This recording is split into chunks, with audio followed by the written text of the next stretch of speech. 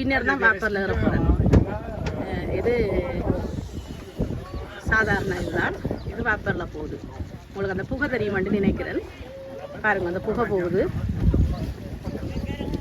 Vous pouvez klaxonner encore une fois? Yeah!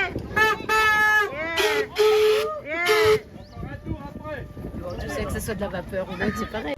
95ஆம் ஆண்டு இப்படி செய்தவையா? இப்பதான் திரும்பவும் இந்த வருஷம் செய்யணும்.